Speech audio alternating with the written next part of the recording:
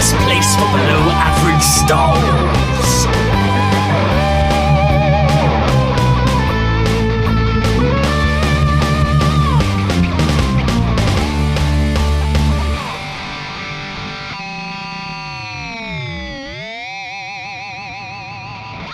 Hello and welcome to the Star Wars Show, the best place for below average Star Wars. I hope everyone is staying safe, washing their hands, and social distancing. There's one thing this lockdown can't affect, and that's our need and ability to talk Star Wars.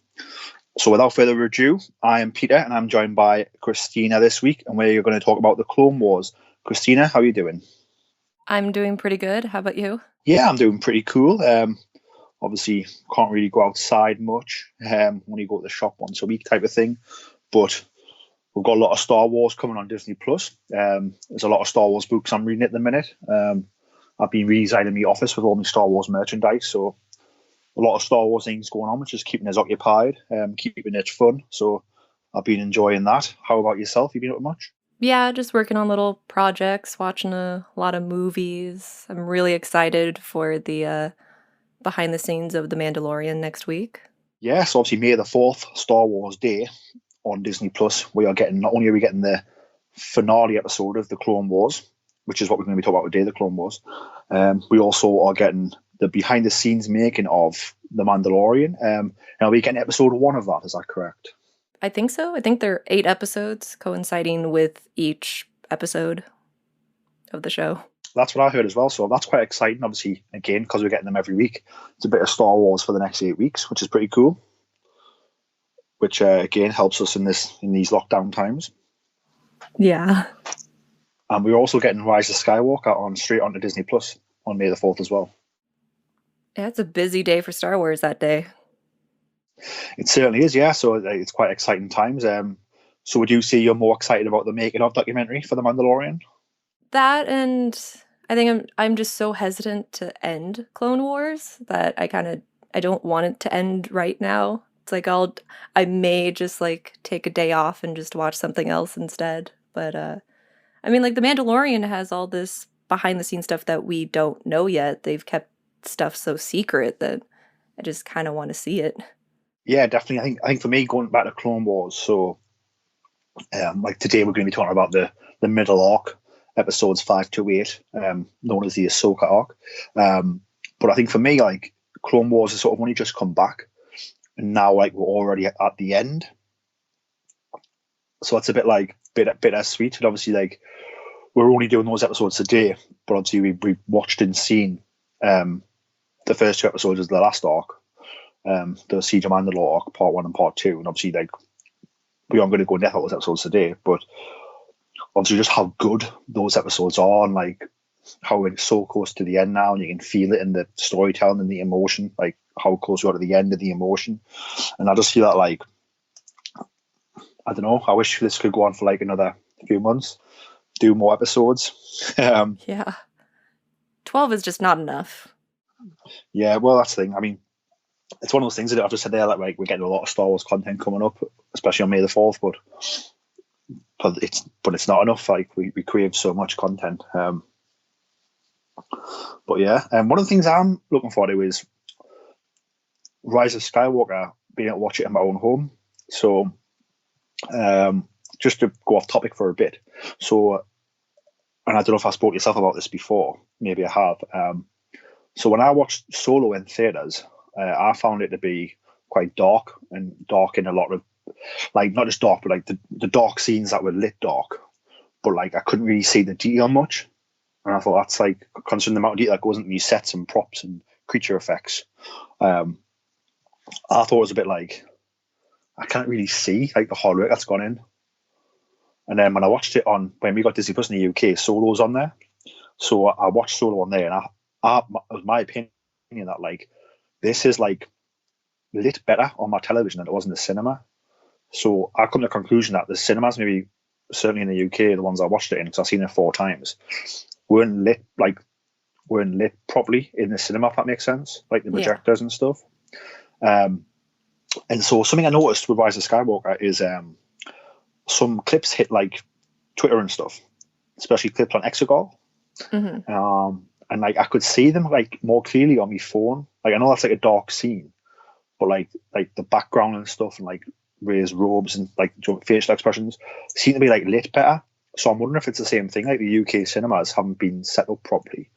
So I'm looking forward to watching Rise of Skywalker again in my own home, just to see like how much extra detail I get from those scenes the next ago. Just because I think if it's the same as Solo, like I'll get like a next level enjoyment out of it. Because I enjoyed Solo a lot more watching it again just last month. Being able to see like those extra details, that makes sense.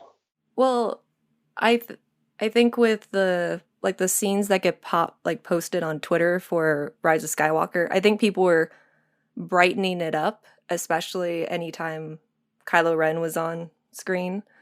Those shots looked way brighter than I saw it in my theater, and I saw it in XD and IMAX, and those things online were definitely way brighter. And I think Solo, that cinematographer, I think he very much loves the contrast, so that's why it's kind of dark. But who knows? I saw Force Awakens opening night and it was semi blurry. The screen was blurry, so that was strange. Yeah, I think obviously I know in this country, I've worked for a cinema chain in this country for 7 years in the past. I don't anymore, but obviously I was there during the time when in the UK we sort of got rid of the projection department and everything became digital. And I think like when you do that, then it's like cinema managers who don't know anything about projectors are learning how to program these things and set them up. So therefore, like that care and attention that projectors will put into it is no longer there. And I know for a fact in the UK, R3D, the way R3D works, which I think it's like real 3D units over here, the majority of them, is that it's like called a Z screen or a Z screen, and that goes in front of the projector. And what that does is it's just a screen that's like sort of tinted dark, and it goes in front of the projector, and then when you play the 3D movie, that puts it onto 3D in the screen, so it works with the glasses, if that makes sense. Mm-hmm. But for non-3D movies, I'm telling you right now that projection department's not manned, so therefore they might leave the Z screen across for all movies throughout the day. So if that makes sense. But I think like that certainly has an effect in this country, and I can't imagine the technology being that much different, like from here than in the States. I mean, I could be wrong. Maybe it is different, but I think that like when it comes to standard 3D, like that's what I've witnessed and seen with my own eyes, both as a customer and as an employee working behind the scenes. Well, that's not good for moviegoers. Well, it's definitely not, and obviously to like the normal person, like they probably don't realize. But like when I've like I don't know, like when I've seen like I've watched Neil Scanlon put on a presentation about the creatures from Solo Celebration last year, and like look wowed at how awesome they are. And then like in the movie, I couldn't really see that creature very well. And like I know this is meant to be lit dark, but I think this cinema's got it darker than it should be. If that makes sense. Yeah.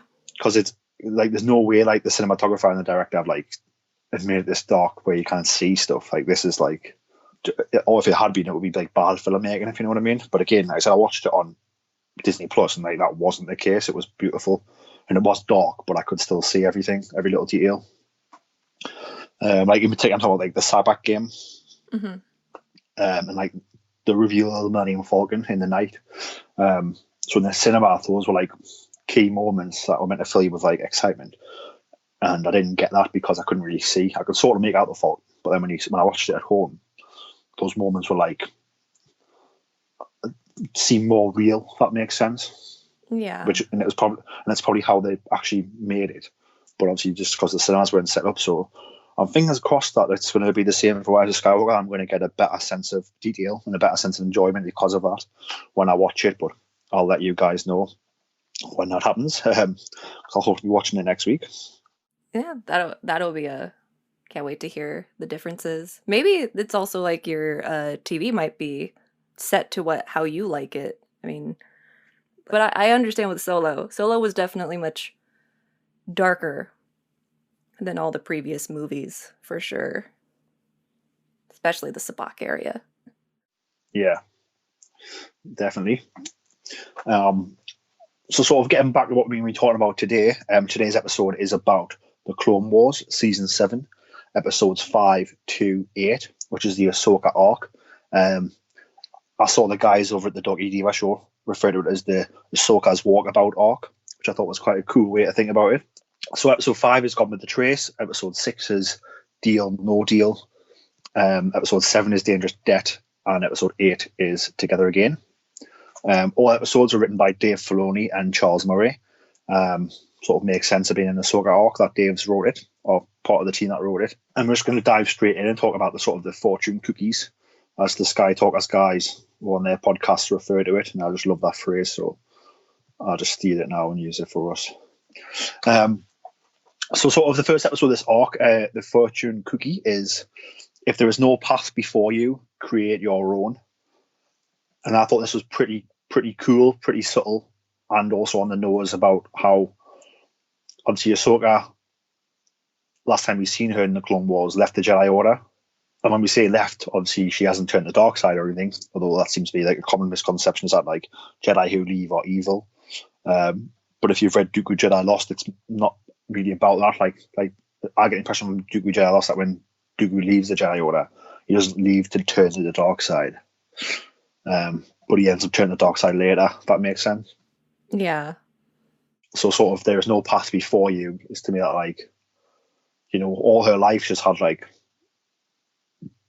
one goal, which is to obviously from a youngling become a Padawan, from a Padawan become a Jedi Knight, from a Jedi Knight become a Jedi Master. Like, that's the path, if you know what I mean. Where sort of now she doesn't sort of, I mean, for starters, she's not in that system. So she's not following the path that's been set out to her by the other Jedi Masters, if that makes sense. So she's now on a sort of her own journey, sort of the next part, create your own. So she's no longer in that system where they're going to tell her what to do, and that's going to help her make her decisions. It's like, no, you're on your own now. You create your own path. Could that be the dark side? Like, I mean, obviously we know Ahsoka's journey, so it's not going to be that, but like, you could fall that way if you are going to create your own path. Sort of, how did you feel about that fortune cookie? About the same with it's very on the nose about how she like Ahsoka's journey of just leaving, like it's not for her, so she's gonna go forge a path that she believes is her own, despite it being a little bit different than what she thinks it's going to be. Yeah, definitely. I mean, you've got to think as well, like, Ahsoka's Jedi path really is sort of different from any other Jedi's. Is that, like, when she becomes a Padawan, like, the Jedi are at war, so she's a soldier straight away. Yeah. So it's a bit like she hasn't really had the normal Padawan life. She's just had, well, you're a soldier fighting this war, and then, like, Anakin will teach you lessons as you go, type of thing. Yeah. She is kind of the oddling out of everybody so far, Jedi-wise. Yeah, definitely. I think it's because, like, obviously she just, because of what's happened, like, they don't, and again, it's sort of part of Siddiq's grand plan that, like, because of this war, the future Jedi don't get the same, like, I mean, they're brought up in an era of war. Like, you wouldn't know why Barriss Offee gets so, like, turns the way she does. It's because she's been sort of exposed to this war, and it changes people as it does in real life, if you know what I mean. Yeah.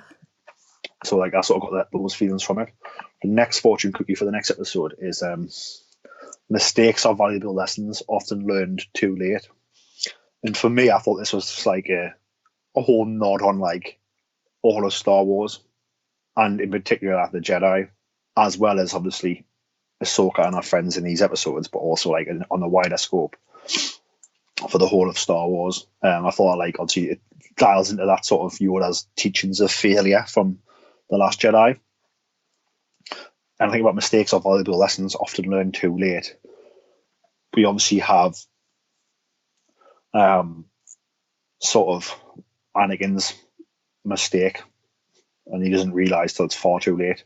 Doesn't realise till sort of, you know, it's sort of if you read the novel Lords of the Sith by Paul S. Kemp, it's sort of tempted there where Anakin's like, it doesn't tell you, but if you read between the lines, sort of Anakin's like so angry at the situation he's in and in so much pain that he just makes him more angry, and it makes him more evil because he knows he's got nothing left to turn the good side for. Like, his friends are dead, his wife's dead, his children are dead, and that makes him more angry. And obviously, it's not until he learns about his son where like that sort of redemption can come about. But again, is sort of too. It's not too late because it does bring balance to the Force, but it's too late because if he'd learned that sooner, do you know what I mean? He might not have turned the dark side at all. He wouldn't have killed the Jedi. He wouldn't have betrayed his friends. If you go to Luke Skywalker, sort of lessons learned too late. Obviously, he exiled himself. If he hadn't have exiled himself, maybe the Resistance versus the First Order wouldn't have been so one-sided for so long. Obviously, when he comes back to help Rey, when he finds Rey and Kylo Ren touching hands, he then decides he's not going with them, because at that point in the novelization, Luke's gone to find out to see he'll come back. Then he sees them two touching hands, then decides not to. And then because of that mistake, he has to help still, but because he has to help using the Force projection, that ends up killing him and taking him out of the war. So again, like, it's a mistake learned too late. The Jedi as a whole, like, for me, like, as soon as they get involved in that war, obviously they get involved in the war for the right reasons, but by doing that, like, they sacrifice everything the Jedi have fought for in the past and sacrifice everything the Jedi are. If that makes sense. Like, they become soldiers at that point, and they're not soldiers. They should never be soldiers. They don't want to be soldiers, but they feel they have to because of what's going on in the galaxy. Again, it's all the master manipulation of Sidious. But by getting involved in that war, they sort of tear themselves down inadvertently, if that makes sense. So I really, really love that fortune cookie for that. That sort of wide sense of the whole story of Star Wars, as well as sort of what's happening with these characters, as we're going to talk about when we dive into the episode details. And also, like, from what they learn from the mistakes, because, I mean, they wouldn't be where they're at without these mistakes, despite them being very, not always the best mistakes. Yeah, definitely. And I think as well, like, I think also, like, talking about mistakes, like, one thing that wasn't a mistake was Ahsoka leaving the Order. Yeah. Obviously, once we start finding out, she sort of comes across Maul later, and then she helps the rebellion down the line, and then she possibly helps find Ezra after the events of the original trilogy. Sort of her leaving the Order puts her in the perfect place to sort of help. So although people might make that a mistake, I'm sure Anakin actually says, "Well, you're making a mistake," doesn't he, in that episode when she leaves? Yeah. But she actually wasn't, as we're going to learn. The cookie for dangerous debt is who you were does not have to define who you are, which for me sort of has a double meaning. I think in terms of Ahsoka, I think who she was does define who she is now, because I think, like, she's a good person and she never stops trying to do the right thing. Even, like, she's no longer a Jedi, do you know what I mean? So she can do what she wants. She can do absolutely anything she wants. She can just go and mind trick people for credits or food or for whatever she wants, do you know what I mean?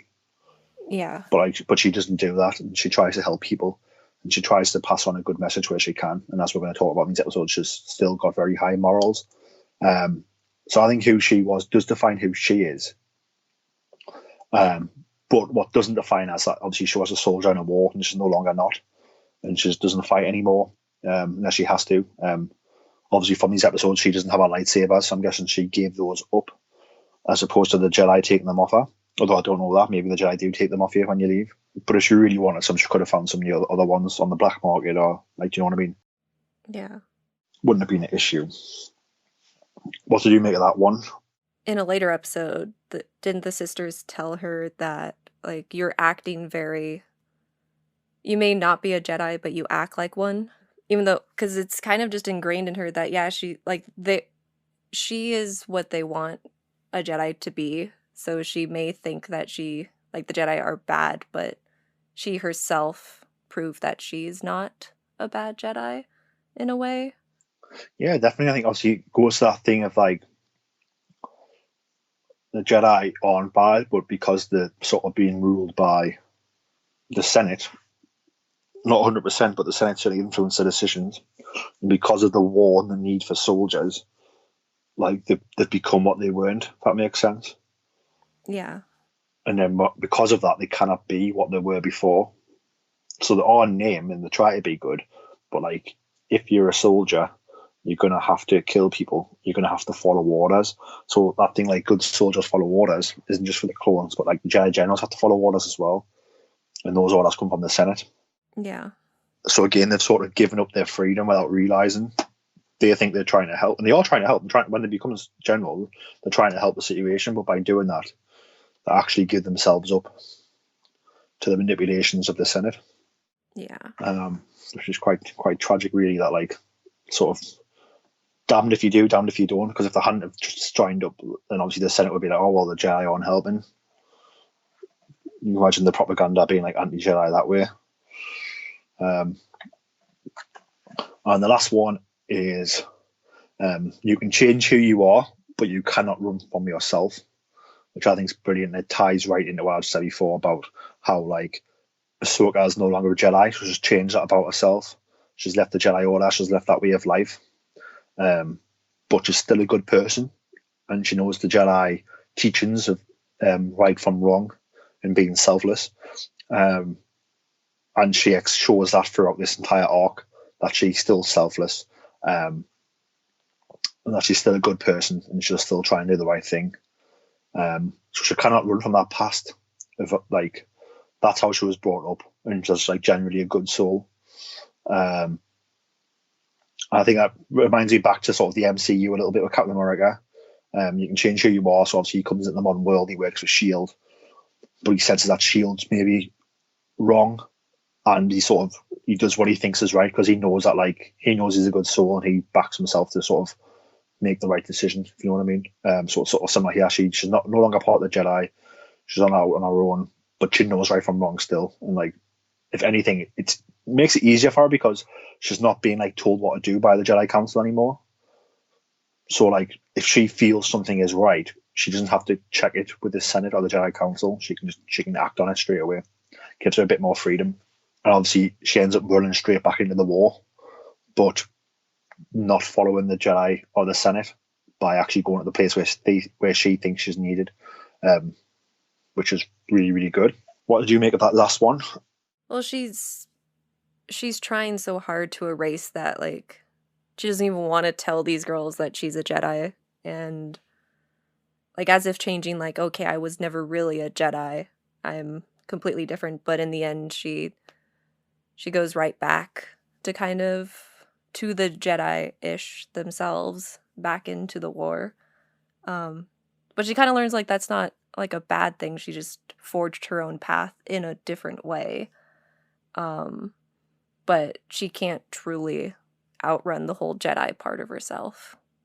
Yeah, definitely. I think like sort of she can outrun what the Jedi have become now, but that actual like old school Jedi, like the core beliefs of the Jedi, like she can't outrun, and that's a good thing.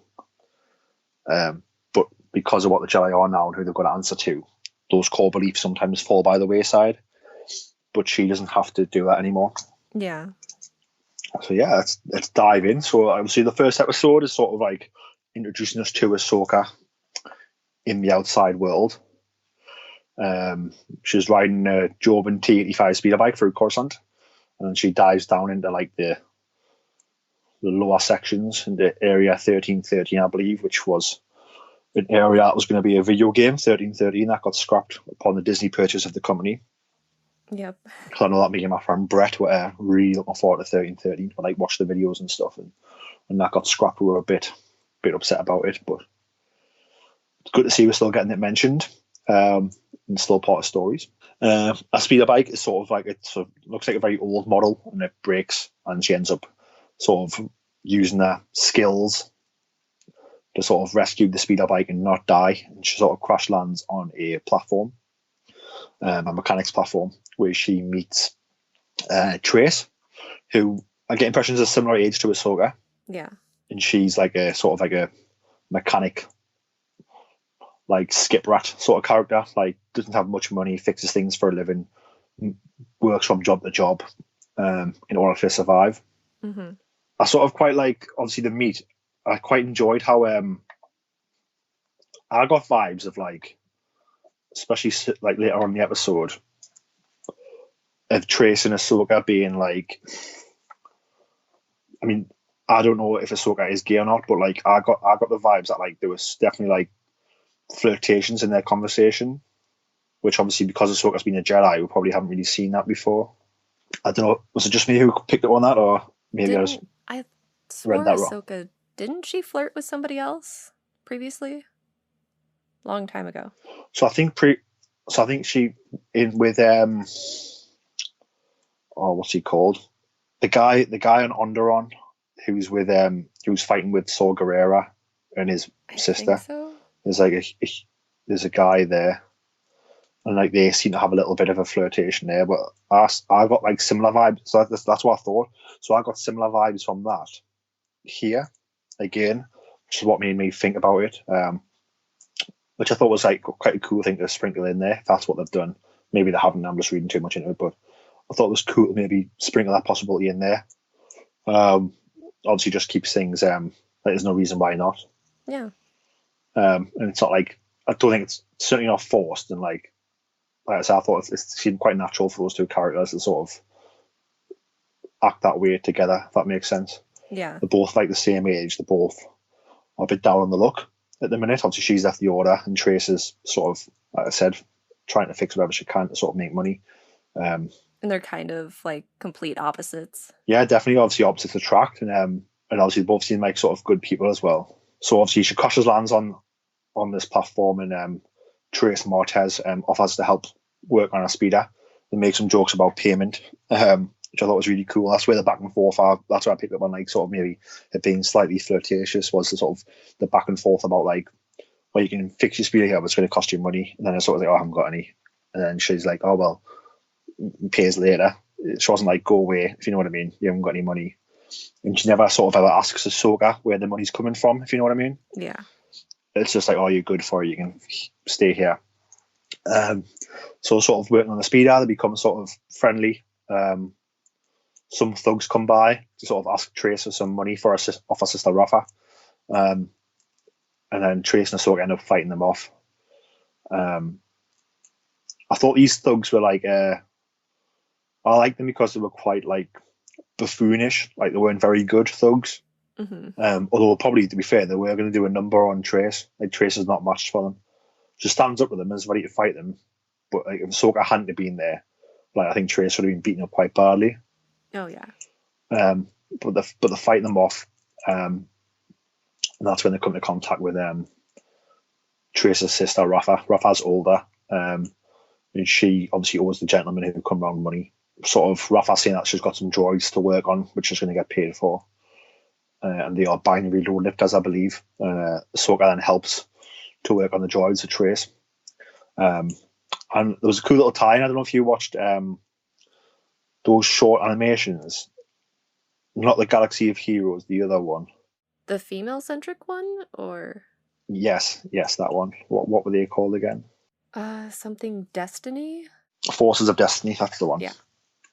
So there was a Forces of Destiny short where Ahsoka sort of encounters a binary load lifter that's male functioning and being very violent. And she takes down, I believe, anyway. I think that's right. I've watched them all once, if that makes sense. So like some of them are a bit hazy in my brain. I'll need to watch those. I don't know if they're on Disney Plus. Might be worth a little look. I know they're on the States, but I'll have to check the UK one and see if they're there. I think some of them were on YouTube too. I'll check those out then as well. So sort of she recognises that. I mean, Ahsoka obviously knows droids can be violent because she's been fighting them in a war for the past like 3 to 4 years. Yeah. So she's very weary about droids. Then obviously this one in particular, she's had an incident with in Coruscant, I believe. So they're trying to make sure that they fit them with the restraining bolts that were obviously first introduced in A New Hope when C-3PO and R2-D2 get them fitted by the Jawas. Because I always found it funny how like R2-D2 like talks his way out of getting his removed before he goes looking for Obi-Wan Kenobi. Yeah. But yeah, obviously they're fitting them one, and then one gets away. They're going to track it down, and they end up on like a chase through Coruscant, and then it's causing loads of damage. And essentially, Ahsoka secretly uses the Force to sort of stop the situation from escalating, and then Ahsoka and Trace deactivate the droids. And that's pretty much the whole of this first episode, and it's pretty much just setting up where Ahsoka is right now, who these new characters are she's going to be adventuring with, like what's going on. Obviously, we learn in this episode that like Trace and Rafa like don't like the Jedi because they sit up there in the high tower and start wars and fight wars, and they don't come down here and look after us. And it's sort of like a dig, and Ahsoka like feels it, I think quite harshly. And it's sort of true. Like I said, the Jedi don't want to do that, but they've ended up getting involved in the war for the right reasons, but they should never have done that. And because of that, it means they've now got to concentrate 100% on this war and what the Senate's doing. And they can't concentrate on the little things like, do the poor people on Coruscant need help? Yes, they do. Oh, well, we'll help them. Now it's like, oh, we can't help them because we're involved in the war now. And the same on any world. I think that because of the war, it stops them from being able to do that. Yeah. Or being able to go and help in issues elsewhere. And obviously the war is sort of like the modern day. So these kids here, Trace and Rafa, well, I'm not sure Rafa's a kid exactly, but like there's all there. But like, you know, their interpretation of the Jedi is that we heard stories as youngsters of the Jedi being like these grand protectors and helping people. But all we've seen in our lifetime is like a war rage across the galaxy, and they're involved in it. Yeah. And it definitely strikes a sort of tone with us a bit like, well, yeah, you're sort of right, but not in the war because we want to be, if you know what I mean. Probably she keeps quiet about it, but that was the impression I got, like watching Ahsoka's face and how it was animated. That was like her thoughts there. Yeah, because how would these two know? They've seen a completely different side to things, and maybe if there were more Jedi, maybe there could be more protectors, but there aren't that many in a way. Definitely not. And I think that's obviously all part of Sidious's plan as well, is that like they get involved in the war, so it tarnishes the name with the public as well. So it means that like when it does come to him telling the lie of the Jedi try to kill us, like the people can breathe a little bit, because it's like, oh well, the Jedi are fighting in the start of this war, not fighting in it. And it's like, well, no, the Senate started the war with the Separatists. The Jedi are just fighting the war for the Senate, if that makes sense. But obviously that's not how it's portrayed, and that's not how it's seen to the masses. Yeah. So yeah, so like I certainly got like those vibes from it. But it was also good for Ahsoka, because I think like, later on we're gonna learn that like Ahsoka sort of figures out soon that like, well, she can still do good, and in fact she can do a lot more good now. She's not tied down by the Jedi and by the politics, As we've seen in these episodes. Yeah, definitely. I think some of the cool things about this episode was like just to sort of get the how sort of desperate Trace and Rafa are. Is that like you see Rafa like obviously must own like a laundrette, or maybe she's just in the laundrette, but you see her like going through the washing machines looking for like leftover clothes and stuff. Yeah. And like that's not out of like wanting to steal people's things, but I think it's out of like we have nothing. Like if some people have left something, then we can use it. And it certainly made me aware of like just how desperate things are for these guys. And I mean, they're obviously involved with those thugs who want the money back, so they're involved in some like, do you know what I mean? Not lawful things, obviously, but like I get the impression that's more of a necessity than out of want. And it gives like a different perspective for Ahsoka to see that, oh dang, not everything's that great outside of the Jedi Academy. Yeah, definitely. So the next episode is Deal or No Deal. What happens is Rafa accepts an assignment to deliver a load of spice from Kessel to the Pike crime syndicate on Obadiah. And he's just going to use Trace and a self-built ship, the Silver Angel, for the job. And straight away, sort of Ahsoka's arguing with Rafa, like you cannot run spice. Like that's running illegal drugs through the system. Yeah. Like if you're not going to get caught up by the Republic, then like these crime syndicates are like very dangerous. And I get the impression like obviously those thugs in the last episode, obviously bad enough, but are just like low level thugs. But obviously, like, the crime syndicates are like the mafioso. Do you know what I mean? Like the serious business. Yeah. Like they will make you disappear. They will kill your family if they deem themselves to be wronged by you. And that's also why I was so scared of what happens in this episode. I was like, why are you dumping the spice? Don't do that. Yeah, so I mean, obviously, like, so they go to Kessel, which I thought was really cool. Go back to Kessel. Obviously, we've seen it in the Solo Star Wars story, the movie. We've now seen it animated, but we see the nice side of Kessel. We see like the royal family of Kessel. But I love that bit when they're flying over, and Trace is like, "Oh, all those droids down there," and Ahsoka's like, "They're not droids. That's people." Yeah. That's a perspective for the sisters. Like, we could definitely have a way worse life than what we have now. Yeah, definitely. And the sisters are also like, "Oh well, it's good to know that they've all got jobs." And it's like, well, no, like they're slaves down there, like from other planets. Yeah. So yeah, so they sort of go through there, they land in the nice area. It's like the royal family, and they end up taking the job. So they then go pick up the spice, and they're sort of Ahsoka starts arguing with them about how the Pikes might not just claim the spice, but they might take the ship as well. And they're sort of arguing with Rafa, and she's saying to Rafa, like, we could drop the spice off somewhere else because it can be made into medicine. But the Pikes definitely aren't going to use it for that. The Pikes are going to use it to sell as like illegal drugs. While they're arguing, Trace gets scared. Obviously, Trace hasn't left Coruscant before, I don't think. So Trace jettisons a shipment of spice into space, which was reminiscent of Han Solo in those stories pre A New Hope, which I thought was really cool. And it's like, well, it didn't go well with Han because he ends up on Jabba the Hutt's wall in the long run. So then a bit like, and like I love how Trace doesn't seem to realize the situation she's in at this point. When Ahsoka and Rafa realize what she's done, they're like quite shocked and, all right, we need to think of something now because we're in big trouble. And Trace is like, well, I've done it now, so it's not a problem. And it's like, well, no, it's like more of a problem because now like the Pikes either want money or want the spice, and we've got rid of the spice that could have given money. Yeah. And like as I said before, like if you've lost that much spice, I think it was worth 30,000 credits worth of spice. Like you either need to give them the money for that, and then they're still going to be pissed off with you. Yeah. But at least that they might not kill you. But because you haven't got the spice or the money, it's like, what are you going to do? Yeah. So it comes up with a plan, probably the only plan they can do at the time. And that is sort of the land on Obadiah. We see the Pikes again. One thing I did notice there, just to go back, obviously the royal family on Kessel weren't Pikes. And obviously by Solo, it looks like the Pikes have control of the mine, like 100%. So they don't, like, if that makes sense.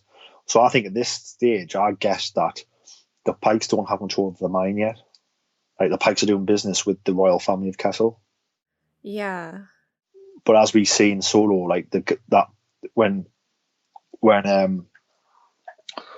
Kira comes out, she's dealing with a Pike who's like the head of the mine, if that makes sense. Yeah. So I think that hasn't happened yet. I think that's going to happen down the line. So yeah, so they sort of, she mind tricks the Pikes into just taking the empty containers. She gives them the money, and then they get on the ship. And then obviously the Pikes open up the crates and find out they're not got anything in them.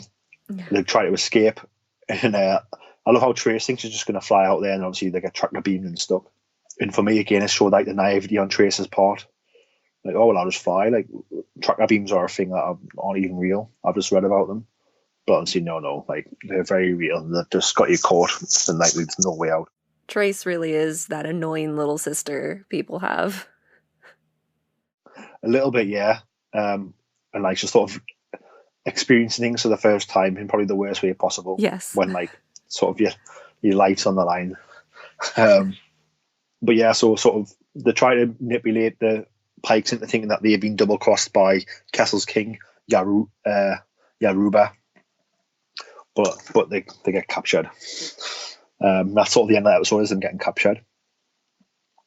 So the things I like about this episode most was like I love how like they dumped the spice. It was paying homage to Han Solo, and how like we know how that ended up for him. It wasn't good. Yeah.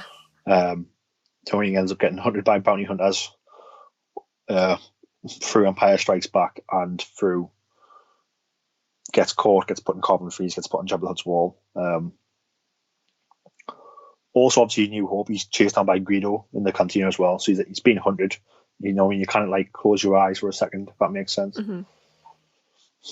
If anything as well, I know he doesn't do it for that reason, but getting involved with the rebellion probably helps him quite a bit, because obviously it keeps him like hidden a bit. Obviously, bounty hunters can't infiltrate the rebellion type of thing. They've got away from him until he's on his own to get him. So that definitely does help him quite a bit. But otherwise, it's a life on the run. Otherwise, so sort of here, she drops the cargo in hyperspace, and it just seemed like you're going to have the same problems now. For those who don't know, maybe if you have like not familiar with the canon story, so the reason why Jabba the Hutt is after Han Solo and has a price on his head is because Han is a smuggler, and he's smuggling Jabba the Hutt before a New Hope, and he's smuggling. It is spice, isn't it? He's smuggling, I think. Oh, it was spice. It was spice with Han Solo. So there we go. So he's running spice with Jabba. He drops the cargo because he doesn't want to get arrested by the Imperials, and it does not go well from there. So I sort of love that. Again, I love the idea of how we saw the nice side of Kessel, how like we see how that family live, like the rich family. Lovely meal. It's got them lovely crystal champagne glasses they're drinking out of. They've got the banquet food being served to them, and then like the slaves in the mine are dying. And it's like, so this hard work of those slaves is what's paying for that lifestyle of that rich family, which I thought was a very George Lucas-esque thing to do, to portray that. Have we seen this family before? Have we ever seen the richer side of Kessel? I don't think we have, because I think we've only really seen Kessel properly in Solo, and by that point, the family's not mentioned. So I get the impression that once the Empire falls, once the Republic falls and the Empire take over, I think the Pikes probably push on that family, because there's no, like, if that makes sense, and probably just take them out and going, oh, we're taking over the whole operation now, sorry. And the Empire probably turn a blind eye because they're not that bothered. Yeah. So I think, I mean, I don't know if that happens or not, but that's what I'm assuming happens. I think by Solo, that is happening. Because the fact there's Wookiee slaves on Kessel by that point, it's like, yeah, like they've come probably from the Empire. Yeah. So yeah, I think like the Pikes have probably taken over properly. Instead of doing deals with the royal family in King Yarubu, I think they're probably disposed of them. Or if I'm disposed of them, they're probably just like, right, we're taking the mine, like it or don't. So that takes straight into sort of the next episode, Dangerous Debt. So obviously we begin with Ahsoka tracing off her being imprisoned by the Pike Syndicate. And the Martez sisters sort of reveal that their parents were accidentally killed by the Jedi as they apprehended Zero the Hutt. Which I thought was really, when they told this story, it was really cool, because obviously like, we've had this, with the whole Zero the Hutt escape was done in an earlier arc of Clone Wars. Yeah. I can't remember which season exactly, but like I said, we sort of saw that happen, and then we see sort of the aftermath of that. And it does sort of tie into like the Jedi are hunting down the criminal and catch the criminal, and then therefore they've done a good job, which is a good job, so they've caught the criminal, do you know what I mean? But it's like, they're trying to catch a criminal anyway. But obviously they don't really see the collateral damage. Yeah. And it ties into me for like the last arc, which is the Bad Batch arc. When they come across that indigenous tribe, and then they lead the Techno Union forces there, and then that tribe has to get involved in the war. And it's like, yeah, it's just collateral damage, like that you haven't really thought that much about. It's kind of like superhero movies where they have the big old fights in the city, trash up the place, but they're like, yeah, that's totally fine. I saved the day anyway. Yeah, definitely. And it's like, well, you've got to try and save the day, because that's who these people are. But sometimes you can sometimes you kind of help have destruction happen. So Ahsoka secretly uses the Force to aid their escape, And sort of what happens is obviously they grab, sort of they interrogate Rafa first, don't they? And I love the torture droid with who had the electricity when he's clanking his hands together. It seemed like something out of like a Universal monster movie, like something out of like, I don't know, like something out of like Frankenstein's lair. Yeah, he's definitely got a personality. Yeah, and like the way he's clanking them hands together, I thought it was like, I don't know, just something really eerie and like really sinister about it, which I thought was like really cool. Quite dark for a children's show. Yeah, definitely. I mean, because it's in such a subtle way, and because it's electricity, obviously you can get away with the torture being like not as graphic. Yeah, no blood. Which is like no blood. And it's not as if he's got a scalpel. Do you know what I mean? He's gonna like cut into her, like pull our fingernails out or pull our teeth out. Yeah. But we can still portray this sense of dread using this animation, and obviously it's electricity, so it doesn't tick any of the boxes that put it to a PG-13 or anything. But I think that like, when it portrays to the kids that like, oh, like this is like a bad situation. Like if I sense that as an adult, then I think definitely I sense that as a kid, which is like really, really cool. Well, not cool, but do you know what I mean? It gets the kid to realize, gets the children to realize how much of a sinister situation this is. And that like we need a hero essentially, which to get them out, which is what's going to happen. Yeah. They really are learning lessons like in the worst way possible. Yeah, definitely. But I think sometimes that like, I don't know, sometimes that like that might happen to you. Do you know what I mean? You might be in like a really bad situation and you have to be able to learn from it, otherwise like, do you know what I mean? Like you're doomed to repeat it. Yeah, definitely. Which is what you don't want. So sort of what happens is sort of they ended up escaping. Essentially what happens is they take, after they torture Rafa, they take Trace, don't they?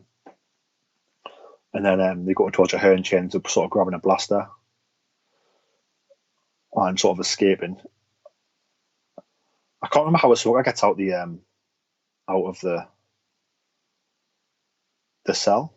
Ahsoka and Rafa, sorry, how they get out of the cell. My mind has gone blank.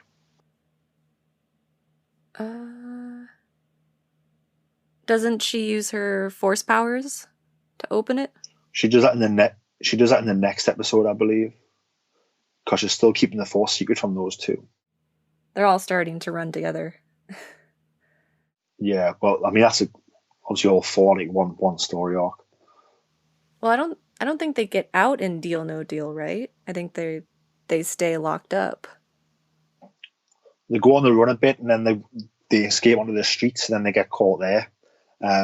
So they do get out of the prison cell, but they don't get off the planet. So sort of Rafa gets taken and get interrogated, gets like electrocuted. Like Trace is getting angry, and she's demanding the guards tell her where her sister is. And Ahsoka's like warning her not to make the sort of the captors angry. And then Trace reiterates her command, and she gets dragged out the cell. Ahsoka tries to intervene, but she gets hit with the stun staff. So sort of Ahsoka's left in the cell, stunned, and Trace gets dragged out. And then Trace is put in the same interrogation chamber where Rafa was, but Rafa's not there anymore. And that droid's there again, the smelter droid, and he's using his electrical hands to scare her. Again, clanking them together. And that's when sort of Trace offers to tell the smelter droid where the spice is, but she didn't want her friends to know. So it's being quite like using street smarts there, which is quite good. And then that's why Trace pretends to faint when the droid comes close to her to stun her. And then as she faints, she grabs the guard's blaster, and just shoots the guard, and she shoots her way out. And then she starts running towards the cell where Ahsoka is. So Ahsoka watches the guards pursuing Trace and uses the Force to unlock the door. Also, yeah, she does use the Force save up. So you were right. At this point, Rafa's been put back in the cell, which is unconscious. So sort of Ahsoka wakes Rafa up and they get out of the cell. I'm trying to think. There's sort of a bit of like a prison break here where sort of Trace like activates. She gets caught again, then she opens up a couple of cells, so the guards have to deal with the running away prisoners, and then she wants to get out. And that's when Rafa and Ahsoka are able to catch up with Trace, and they escape into the city. And you get that really cool force jump scene where they're running and they've got to jump across the bridge. Yeah. But it's getting made bigger. So like Rafa jumps and then Trace goes to jump but not going to make it. Then Ahsoka gives like a push in the back using the force, and she like lands, which is quite cool. And then like Ahsoka jumps over the top of them, and they're quite surprised. They think she's fallen, but she's actually behind them, which is really cool. And that's when they run off into the streets. And this is where they get like asked by like a drunken man for credits, and they don't have any. And they treat him with a bit of disrespect. But obviously later on, when the Pikes are looking for them, he sells them out to the Pikes for money. So if they'd been a bit nicer to him, maybe not that I had any credits to give him, like, but if they'd been a bit nicer to him, maybe he wouldn't have sold them out.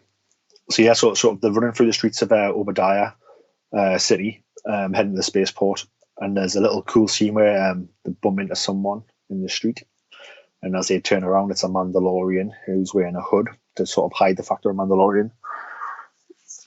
Like straight away when I saw that, I thought like it's Bo-Katan. And obviously knowing where the Siege of Mandalore goes, I was like, oh, we're actually getting this here. This is brilliant. Sort of fighter ups, and like Ahsoka ends up like the sisters get captured. Ahsoka ends up not getting captured, but she comes back to save them, and they end up all getting captured. And like the Pikes are like, yeah, like we kept them in the open because we knew you'd try to rescue them, and then we had like men as backup behind the wall. So go show these Pikes aren't stupid, or certainly like the leaders aren't anyway. So obviously once they're captured, obviously they're back in this cell and they're trying to come up with a plan.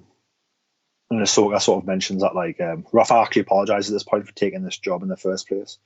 But Ahsoka's really cool. He says that like she says that they live and learn,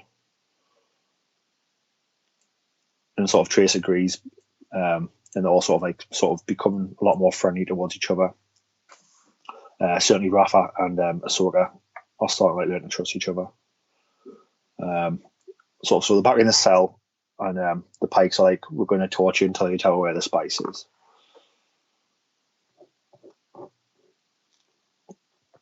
And that is sort of the end of that episode as we go into Together Again. And sort of in this episode, sort of Ahsoka makes a deal with the Pikes, which allows the Mortis sisters to temporarily leave Obadiah to retrieve the spice. So essentially, they've agreed to sort of trust each other. So all three of them are brought towards the Pike leader in that torture room again. And Ahsoka's like, trust me, says it in like a way where Raphael, he doesn't understand what she's going on about. And she's like, I'll stay here while these two go and get the spice.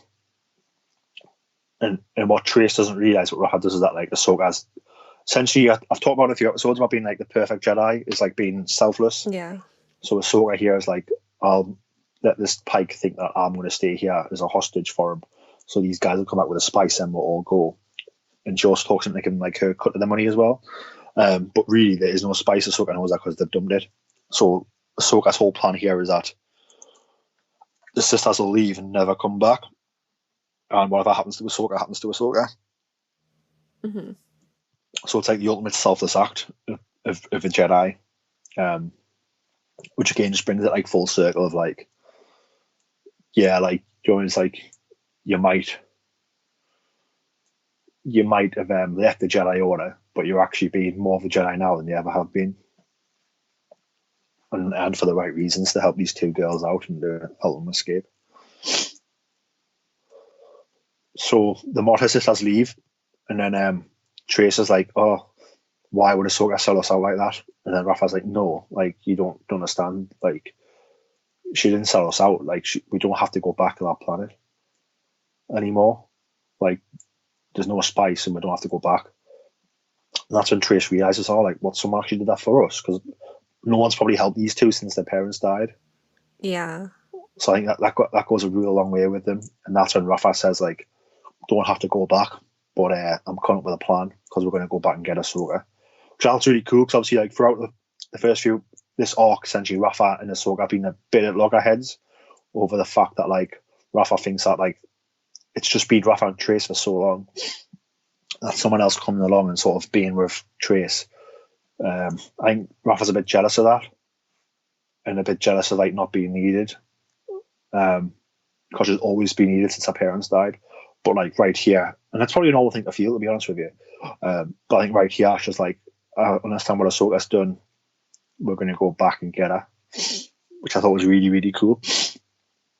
It was a bit like, reminded us of that Han Solo moment in New Hope where like Han said, "No, I'm not going to take part in this Battle of the Death Star.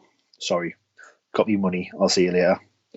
And then obviously the ties, Vader's about to shoot Luke, and then the Falcon takes out the tie next to it, and it's Han on the microphone going, "Let's blow this thing and go home."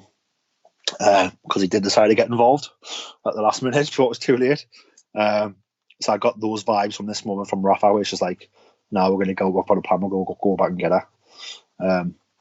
Yeah, because Ahsoka's definitely proven herself to Rafa for sure, and not just like, oh, they're so that she can get over her little pettiness.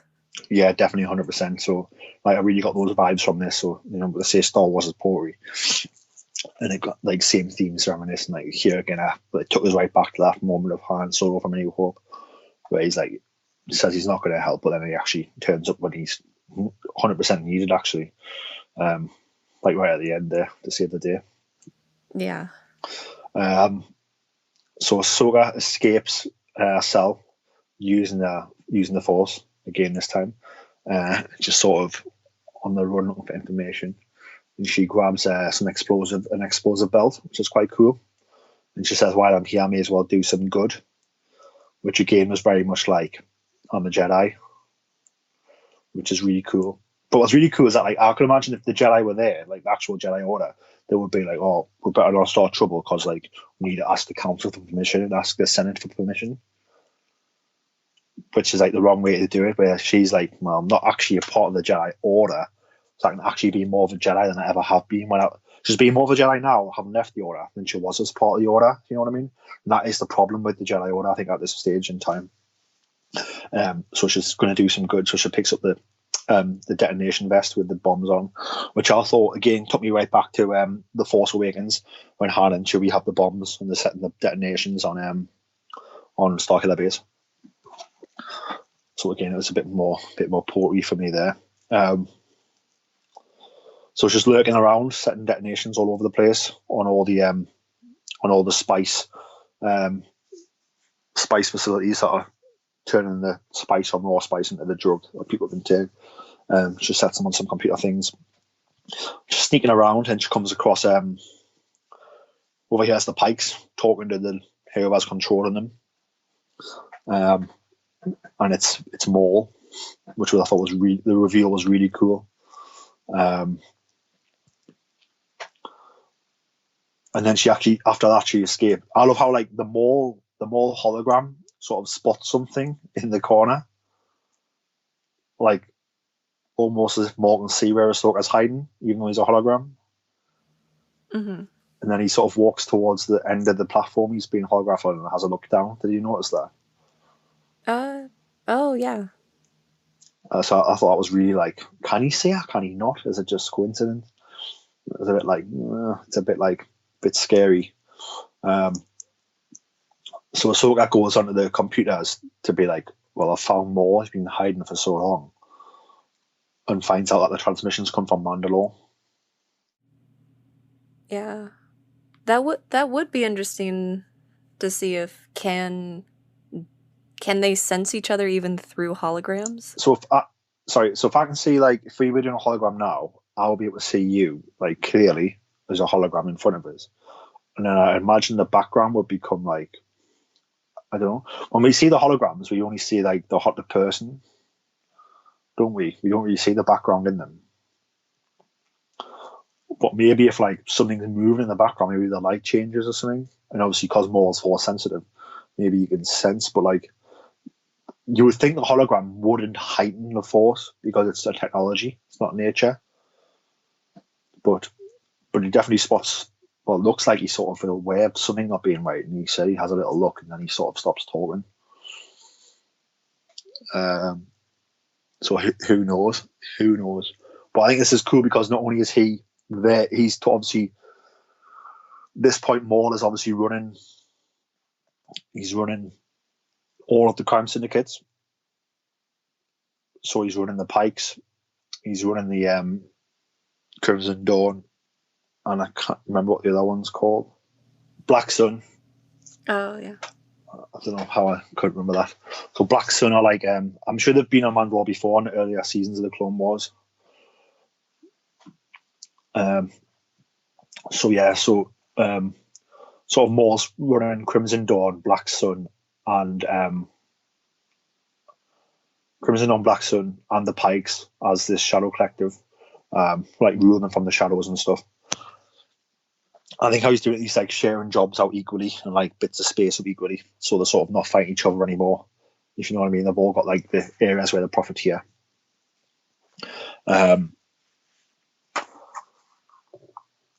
so she sort of has a look here at like where the transmissions come from, and it's come from Mandalore, and then that makes sense as to why Bo-Katan's on the Pike planet, and why she's in Obadiah. It's because obviously if she's following leads, she knows Maul's got like, she knows Maul's pulling the strings of the president or the prime minister, even of Mandalore. She's obviously investigating like what else is he doing, so she's on the Pike planet for that reason, which I thought was really cool, and sort of brings it all together.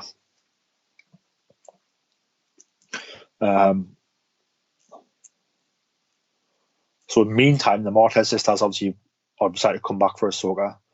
So they steal spice from the Pikes and bring it back to Obadiah. Was a cool thing when they turn up on the spice planet to pick up the spice. In I can't remember the species name, but it's like, do you know Ben Quadranero was from the Phantom Menace, the pod racer pilot? Oh. He's the one who has the 4 engines. Oh. That's why he was familiar. Yeah, so in the Phantom Menace, he's the one with the 4 engines, and he never actually starts the race. He doesn't start. He's trying to fix it, and then his power coupling goes, and like the engines fly off, and his pod ends up flying and landing in the middle of the race. So that's his species who are sort of working at this spice depot at the freight station almost. It's those guys. I thought it was really cool to see them back again. So I don't think we've seen them in canon since, not on the screen anyway. Oh, definitely in the video game. Yeah. So we've got them there, and then obviously the manager of the spice depot comes, and he's a Trandoshan, which is really cool. And then Rafa ends up fighting the Trandoshan, while all these Ben Cordineros type creatures are sort of laughing and trying to get involved. I like how the Trandoshan's obviously very strong and pose a very sort of they're a strong threat, and then all these little Ben Quadranero type creatures are like the comic relief in the scene, which was really cool. And then I'm getting the spice and escaping. In the meantime, Ahsoka gets recaptured, but she's already put all the detonators on where she needs to go, and she's got the activation switch on her wrist, which the Pikes don't seem to realise, which is really cool. So they capture Ahsoka, and then the sisters turn up. And then we bought the spice, and then he's like, "Oh well, didn't you know that? Didn't you know that she's a Jedi?" And that's when sort of the Marty sisters are a Jedi. Because we know that they don't like Jedi.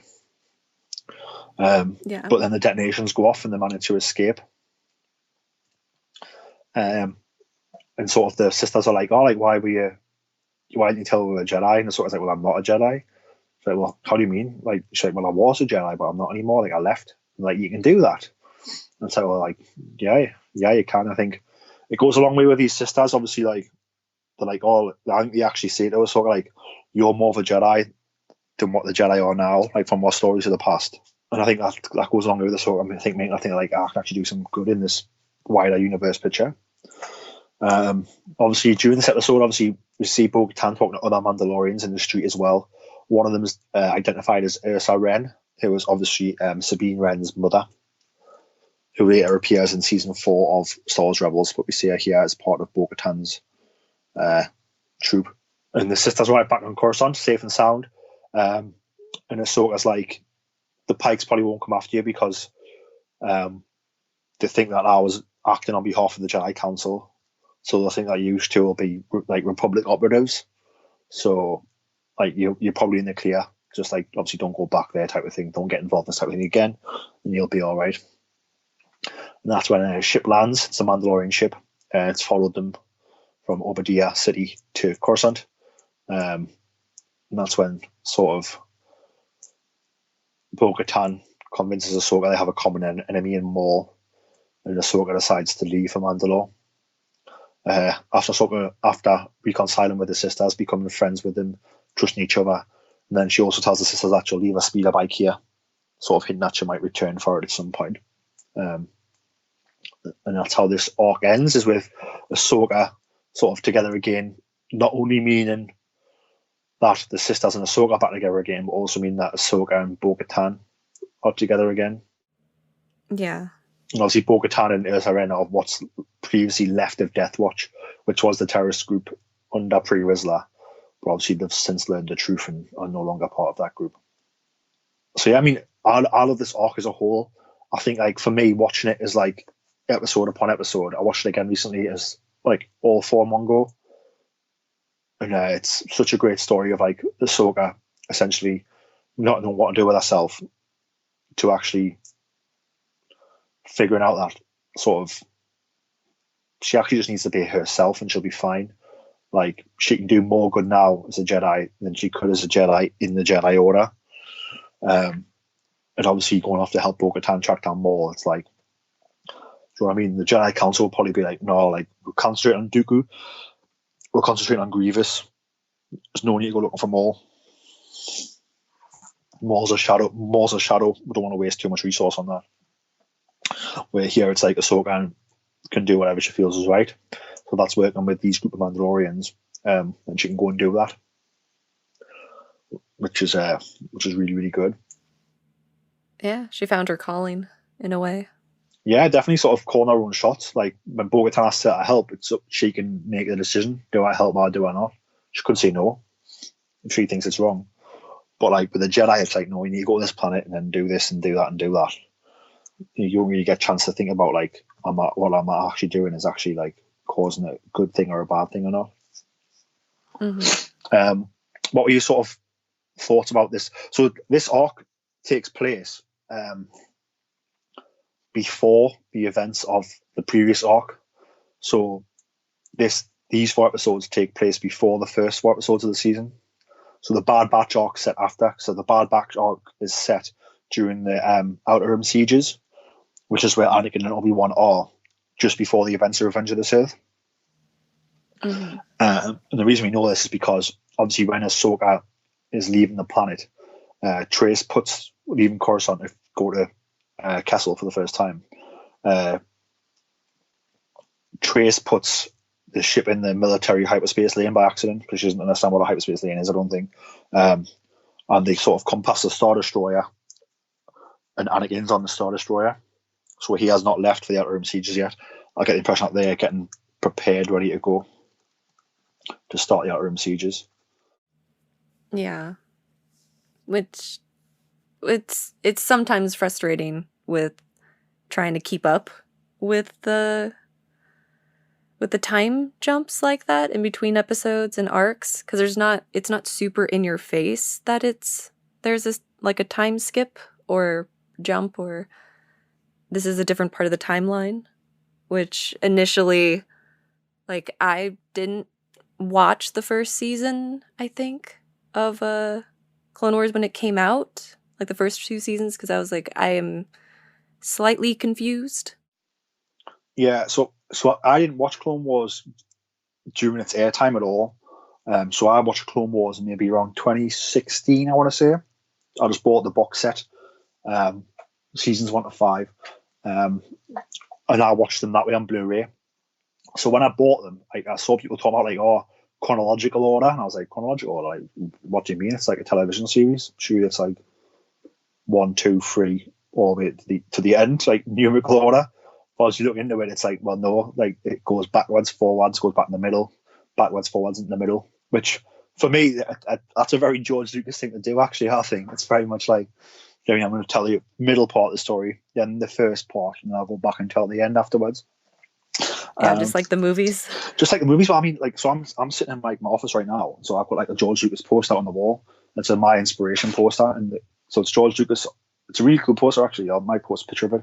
So it's George Lucas on set of, looks like, I think it's a desert set from the prequels. But the quote, so it's what inspired George Lucas.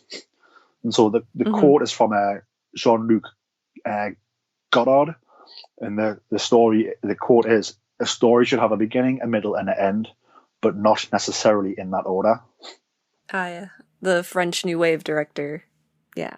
Yeah. So like that's who George like quotes as one of his inspirations, and that's the quote that inspired him. Also, it won't be the only thing that inspired him. That's one of them. So like I always think back to that poster, which I'm now framed on the wall, and like that quote being there, and then it's like when you see things this happening, it's like, well, like of course it is. It does make it hard to watch. Well, not hard to watch. I think that like you'll be watching it, and then down the line you'll see something that's like predates something you've already seen and references it, and that's when you click on it and go, "Oh, right, I see what you mean." But I mean, for me, obviously, I bought the box set in 2016 to sort of watch them all, because I never watched them before, and everybody was saying they were awesome. But yeah, so we've got the first, like, I bought the first 5 seasons on Blu-ray, and then I saw people talking about like the chronological order, and it's listed online. And I was just like, I cannot be bothered to like watch an episode, take out a disc, put in another disc, skip to the episode on that disc. That's the next one. So I've never watched them chronologically, otherwise it's too much hassle. What I was hoping though, I was hoping that like on Disney Plus, they would have it on the menu for Clone Wars, would have like in season order, but then have an option to watch them in chronological order for you. Well, that would be a good option. It would take a little bit of time for them to do it, and once they've done it, it's done. Do you know what I mean? So like, I mean, hopefully they do that going forward. It would be really cool. But yeah, so like I've watched seasons 1 to 5, then I managed to get the Lost Missions on Blu-ray as well, because I heard about like that season being cancelled and stuff. So yeah, so like I've not watched the Clone Wars in order either. Like I said, when you do watch them and something happens in a later season, and you're like, hang on a second, this predates that. It does make you think a little bit. So I definitely get your frustrations with that. And like you would think with a TV show, maybe they probably wouldn't have done that. And I would love to like, I've never ever seen anybody talk about it. So I've never seen Dave or George discuss why they've told the story that way. Well, maybe it to them fit the story more. I mean, like this type of stuff like works for like video games. They often time jump all the time, or movies, but like to have whole like seasons do that. Yeah. And sometimes be a little bit hard to keep up with. Yeah, I mean, what I think is that one of the things that the show benefits from is the introduction at the start, which is like the sort of homage to the news reels that were played in cinemas during World War II, when you had like the voiceover of where the soldiers were, and they had like footage from the front line. And just let the cinema goers know like how the war was going. It's basically use a propaganda tool, because it would probably show you the bits where the Allies were sort of pressing as opposed to being pushed back. Yeah. But sort of Tom Kane obviously does the introduction. He's the narrator, and he just fills you in on the story so far. So because of that, it's similar to the opening crawl, where like you don't need to see what's happened before, so we're going to give you a little brief introduction here and then kick you straight into the story. Which has obviously always been George's way. If you watch A New Hope, obviously you get that bit about the Civil War going on. They've stolen the plans, and guess what? Here we are. They're trying to escape with the plans. Boom. And we get that opening of the Star Destroyer chasing the Tandy 4, which is like brilliant. It's like cinema history, do you know what I mean? So I think sort of George probably thought, well, we'll just do it that way. We've got the narration, Tom King can narrate it, and we'll just fill the audience in with a quick few sentences of what's going on, and then plow straight into the action. Yeah. Yeah, imagine the people that are skipping it on Disney Plus. There's like a skip intro option. Then they must really be confused. Yeah, I mean, I totally would not recommend skipping the intro. It's only a few more seconds. Yeah, and it's like it's done really well. I quite enjoy it. You know, you're watching Clone Wars when you hear Tom King talk. Like, do you know what I mean? For me, it's like, oh, like you're ready for 20 minutes of fun. And when you hear his voice and he's giving you the introduction.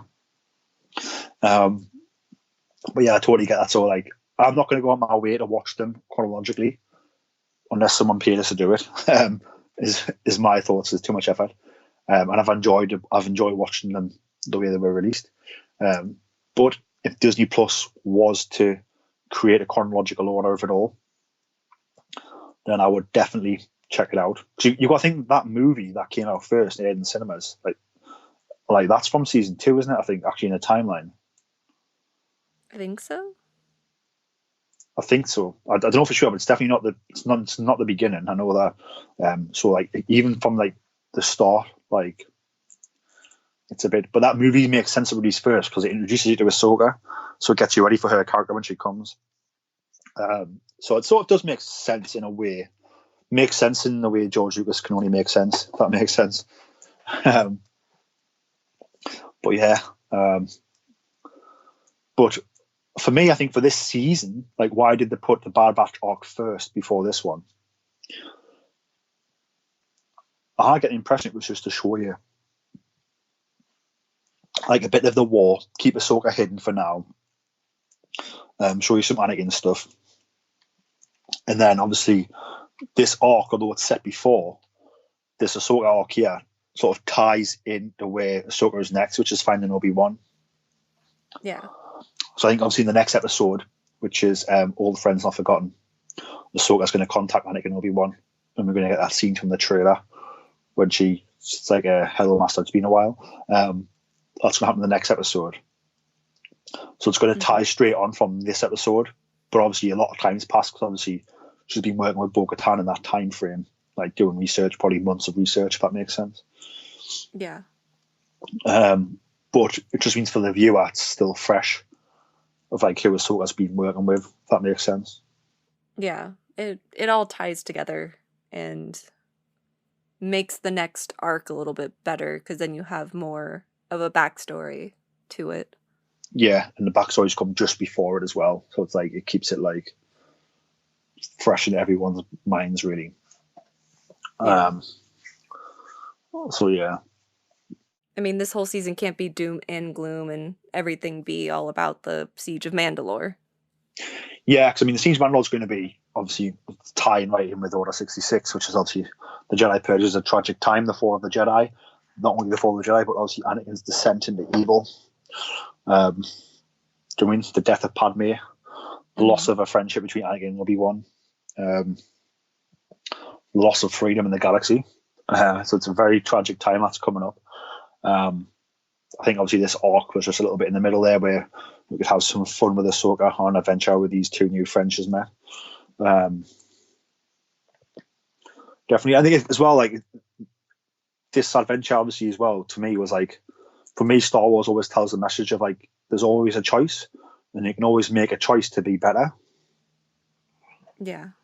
And I think that, like, obviously by the end of this arc, we see the Martez sisters, Rafa and Trace, make the choice to go back and help Ahsoka. Obviously, Ahsoka's trying to help herself, but they don't know that. But they don't have to, but then they make a choice to go back and help her. And it's that message of Star Wars is that there's all you can, no matter what you've done in your past, like if you've been silly, if you've been nasty to someone, if you've done something you regret, guess what? Everyone does that. We're all human. But your next decision, you can always make the choice to make a better one. If that makes sense. Yeah. And like, so yeah, and that's what Trace and in particular Rafa do in this arc here, is that she sort of makes the choice to be better, to make a better decision going forward. And to me, that really struck a chord. And I think obviously if we were just all Siege of Mandalore, it would just all be about the tragedy of what's going to happen there, rather than like these other messages that are important. Yeah. Well, it ties in with the fortune cookie thing of who you were does not have to define who you are. Definitely, yeah. So obviously we first meet Rafash is a bit like, it's just me and my sister. No one's going to get involved. And like, if I've got to do I always think about myself and my sister, and what if it hurts other people, then so be it. Whereas I said at the end, it's like, well, you know what, we're going to go back and get Ahsoka. We might get captured again and might die, but we'll come up with a plan and we'll try and save her, make a better decision. So yeah, you're very right there as well. So just to sum up your thoughts on like the first two arcs, and then about like where we're going for the third and final arc, if you don't mind, Kristina. Obviously, I found the first two arcs to be full of adventure, quite fun. Obviously, hitting the things to come, like the way Anakin was with Admiral Trench, being a little bit like sort of showing his evil side. Obviously, here we've got Ahsoka sort of learning that she can still be a good person, can still have a positive impact in the world, even though she's no longer part of the Jedi Order. And I thought there were two cool arcs to go into the final arc, where it's going to be very fun, very action packed. I think what's coming up, but also very emotional, and it's going to drain me quite a bit. The Siege of Mandalore. Yeah, I feel like the two arcs are very like character driven in the sense of like these two characters, pretty much like Anakin and Ahsoka, kind of becoming better people with other people. But I mean, we know what happens with Anakin towards the end. But yeah, I think it's a bit of fun to have before we all get very emotional at the very end, which I'm very curious what's going to be like the last shot of the whole series. Like that's going to lead up into like the prequel movies. Yeah, it's going to be. I think whatever I couldn't guess what it could be, but I think it's definitely going to be something we're talking about a lot when it happens. If that makes sense, like it's going to be something that's so poignant and so makes sense so much. That like I'm excited to sort of find out what that's going to be. One quick thought for me, I forgot to mention it, is that obviously that bit when they were in the hyperspace lane to leave the planet, as I mentioned before, it's sort of very much paralleled when Luke is trying to land on Endor in the shuttle, and Vader's on the Star Destroyer bridge. He gets the shuttle past. It's almost that same pause and look. Like Vader's head moves the same as Anakin's head moves as he senses Ahsoka on the ship, as he senses Luke on the ship, and then he says that, and then he lets it go, and he says, "Lets the ship land." So again, more Star Wars is poetry there. I thought it was very, very beautifully done.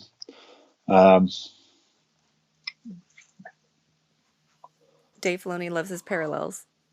He does, yeah. I think obviously like he learned from the master, where like, I mean, Star Wars is loved so much, and its fan base are so consuming. I think it's fair to say that like if you like tie things in and keep like that same feeling in certain areas, like fans, it keeps the fans like more. The fans are attached to those moments. So when you're not copying the moment, but like it makes sense to keep the moment there. It's essentially Anakin and Vader are the same person, yeah. So you have that same thing happens where someone he loves who's left him, his sort of he senses them in a sort of very same type of thing. Like so that's parallel it. And I think it's like it makes for a beautiful moment. And he knows what we're like, so he'd be like, oh, I'll do this, watch, and then everyone's going to enjoy that beautiful moment at the same time, and everyone's going to be talking about the beautiful moment I've created. And obviously everyone was.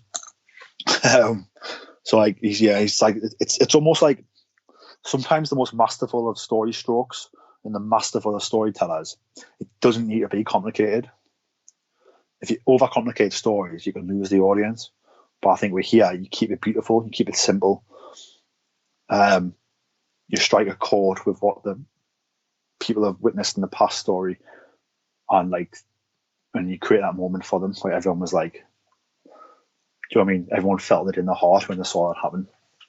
When they witnessed that scene, which I think was awesome. Have you got any closing thoughts, Kristina, before we wrap up today's discussion about the episodes 5, 6, 7, and 8 from season 7 of the Clone Wars. Uh oh, I forgot. There was I think that it was Rafa that said like to Ahsoka, I don't really care about your complicated backstory kind of thing. Just that she trusts her in a way. I don't know. That I really liked that line in in a way of to just move the story forward, but like they don't need to know, but we still trust you, girl. Like we'll help you. Which I kind of hope that they show up later, or the Bad Batch. Like either group would be really cool to show up towards these last few episodes, but I'm not entirely sure what they would do. Well, I mean, here's the thing. So, like, obviously, if the next 4 episodes are going to take place on Mandalore, Mm-hmm. pretty much, then I imagine that we'll see Obi-Wan and Anakin up until they go off to the war, off to Coruscant to save the Chancellor. Mm-hmm. So I imagine, like, once that point's done, we're not going to see those two anymore, because I don't think they're going to copy anything from Revenge of the Sith. So they might hope not. So they might show things that have taken place during the timeline of Revenge of the Sith, just to let us know where we're actually up to in the timeline. If that makes sense. Yeah. But so I think for the Bad Batch, if they're not part of the siege team on Mandalore, I don't know if we'll see them. Mm-hmm. Which to me begs the question that if we don't see if they're not involved in the Mandalorian siege and we don't see them, for me it will be a case of I wonder what happens to them after. Like, do they have chips in them too? Yeah, and so do they become their own renegade force, or do they become like an Imperial high ops team, like special ops team? Mm-hmm. Be interesting to see what happens there. And as for these sisters, obviously, sort of living in Coruscant, like when the Jedi do get overthrown, obviously I know they don't like the Jedi, but obviously when they meet Ahsoka, they sort of realize that the Jedi can be good. Like, how are them two going to react when the Chancellor's like, oh, the Jedi try to kill us? Mm-hmm. But it makes you think Ahsoka hides for quite a long time. So, like, do you know what I mean? Maybe Ahsoka uses the Trace sisters to sort of get about, smuggle our places and stuff. It could be like adventures after the Siege of Mandalore. We could get adventures where like Ahsoka's like probably doesn't hang out with them much, but when she needs to get somewhere, needs help, probably messages them. And because they've got this bond now where they all nearly die together. That's basically the Pikes are dangerous. Like, I mean, the gangsters, like, they would have, like people, when you watch the mafia movies and they're making people swim with the fishes, like that's real. Do you know what I mean? So like they were going to die. So it just makes me think. Obviously, they've now got that bond where I think they would believe Ahsoka to where they might help her get about maybe. Yeah, that would be interesting to see. Yeah, or, maybe they join the rebellion. Mm. Trace sister, like, do you know what I mean? If Ahsoka's involved a bit in the rebellion, maybe they join it. That's true. Maybe there's a lot of possibilities that could be really, really cool. I do like that. Like each arc ended with them not like unfriending each other. That they got closer by the end of the arcs with these new characters. Yeah, definitely. I think that was important. Like with the darkness to come in the Siege of Mandalore, I think it was important to have those friendships built up. I think you can't have too much doom and gloom this season, and the end's going to be very much depressing. Is like probably the right word. Like, do you know what I mean? Like, people say like the pain's coming. I think Dave knows the pain's coming because we're going to relive Order 66 and the Purge of the Jedi. So that's going to be like sad anyway. Like, I reread the Kanan graphic novels, which deal with like Kanan and Deepa and how they fought Order 66, and it is tragic. So I think we're going to get that on quite a high scale going forward. Obviously, I think we're going to witness sort of Order 66, not just on Mandalore, but I think it's going to show it on some other planets as well. We're obviously going to reference the fall of Anakin Skywalker, sort of the hero of the Clone Wars, is now going to become the villain. Yeah. and lose everything. And as he loses everything, the galaxy loses everything as well. So do you know what I mean? It like parallels itself there. So I think because that's coming, it's going to be really deep and really emotional. I think to have these characters sort of here forming good bonds and good friendships is a good way to keep it a bit more lighthearted going into the finale. And then it makes the finale hit even harder. Yeah, definitely, because you've been used to these good. I mean, both have had happy endings so far. Arc 1 had a happy ending because they saved uh,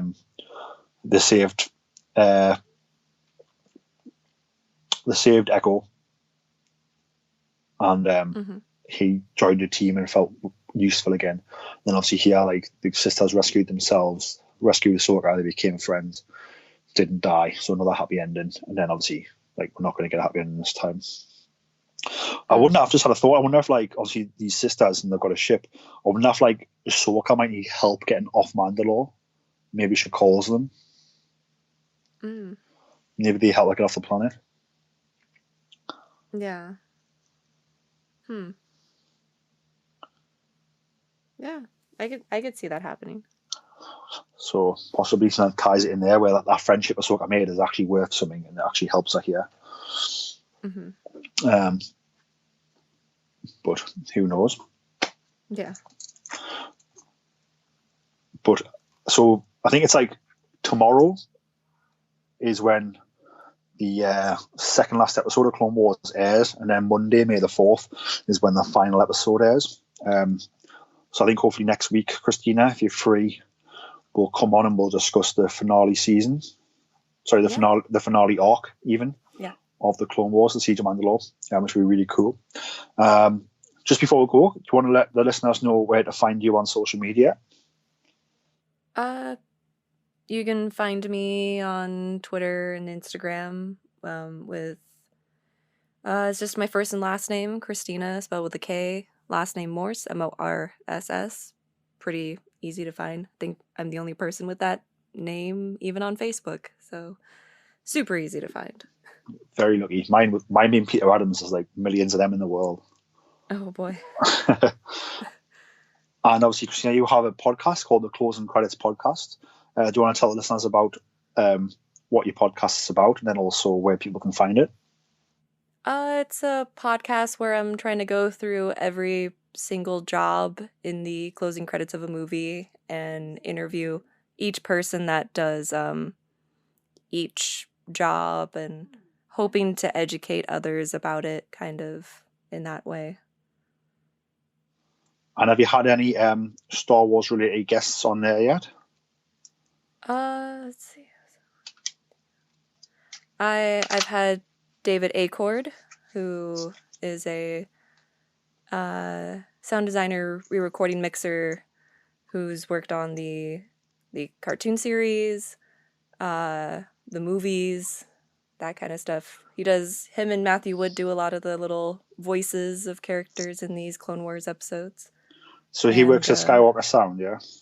Yes, he does. Awesome. And have you had any Star Wars writers on? Gary Whitta was the latest episode about a month ago. So he wrote Rogue One, didn't he? He helped write it, yeah. Awesome. So I've listened to the Gary Whitta episode. That was brilliant. So definitely check that episode out. I've not checked out the David Record episode yet, so I'll probably be checking that out soon. But obviously, we talk about animation here and how much the animation relies on sort of sound design to help its visuals. And obviously the guys at Skywalker Sound are the best in the business. And Kristina's managed to get one of those people who are the best in the business on the podcast. So anybody interested in film or in sound design should definitely go and check that episode out. Anybody interested in film or writing should definitely go and check out the Gary Whitta episode. Is your podcast available on sort of Apple Podcasts and Spotify? I think so. Last I checked. I hope they're still updating on there. Well, I listen to it on Apple Podcasts, so it's definitely available on Apple Podcasts. And does your podcast have any social media? It does. It's on Twitter, Facebook, and Instagram. Handles are closing. Is it just closing cred? I think might be what it is. I think your Twitter handle is definitely at Closing Cred. Yeah, it's at Closing Cred. But I'll do some tweets with the links and stuff, so don't worry. And Thanks. so listeners, stay tuned for that. I'll be tweeting the links out to the Closing Credits podcast, because it's definitely worth checking out. If you just love movies, it's worth checking out. If you love Star Wars, it's definitely worth checking out, because Kristina's had some, like I said, some very high caliber Star Wars guests. Like I said, some people from Skywalker Sound, and said people involved in the writing process of Rogue One, which was an awesome movie. But thanks very much for joining us, Kristina. May the Force be with you. And you too. Thanks for having me. Please follow us on Twitter at BoresStar. That's at BORESSTAR. And on Instagram and Facebook at Star Wars Podcast. You can also reach us on email at starwarspodcast@gmail.com. The Star Wars Show can be found on Spotify, Apple Podcasts, Anchor, and wherever podcasts can be found. Please give us a like, subscribe, and don't forget to leave a 5-star review. May the Force be with you.